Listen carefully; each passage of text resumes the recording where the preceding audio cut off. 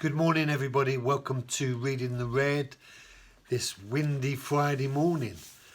We're looking at Matthew's Gospel, chapter 7, carrying on our series Reading the Red, which is really about bringing the revelations that Jesus brought, that's recorded in the Bible in red, to you each day, a verse at a time. And here today we're looking at verse 5. We're in the part where Jesus is addressing the issue of judging and basically encouraging us not to be judges of each other and making judgments of one another. But here in verse 5, he's very gracious this morning.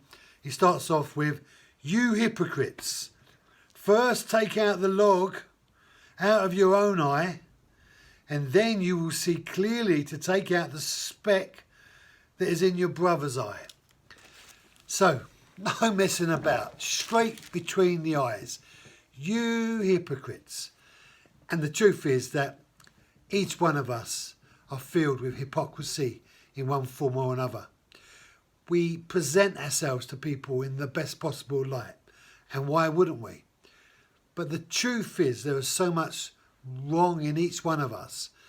And though we can deceive ourselves and deceive other people, we can't deceive God. So when Jesus says, "You hypocrites," he is really addressing about presenting yourself in a double standard, presenting yourself in a way that's not really who you are. Now, I don't think he wants us to present ourselves in such a way that we manifest all the evil that's in us every time, because there's an element of reality regarding restraint. But I do think that there's a challenge to us in regards to pretending to other people what we're not. And in fact, hypocrisy drove Jesus mad. It irritated him. You have a look in the Gospels. He was always having a pop at the religious guys because of the hypocrisy that was in them.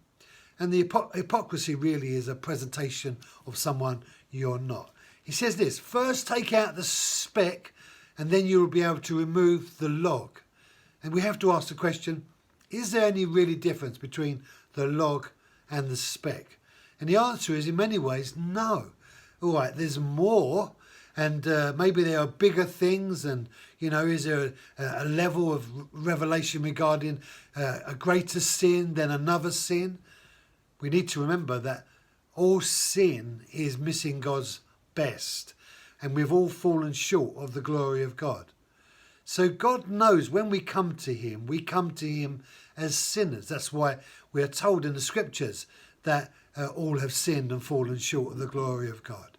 So we don't have to try and pretend to ourselves or to God, but at the same time we need to realise that there is no difference between sin small, sin big, but God is wanting to address both. He's wanting to address the small things in our lives and the big things in our lives.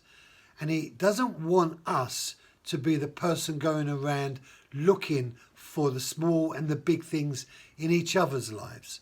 The Bible tells us that it's the Holy Spirit that brings conviction concerning sin. And we need to be those who are willing to let the Holy Spirit use his truth revealed in the Bible to show people where things have gone wrong, so that he can empower them with the grace he has given in order to bring about right in our wrong. And we're all in that place. Have a great Friday, and I'll see you on Monday morning.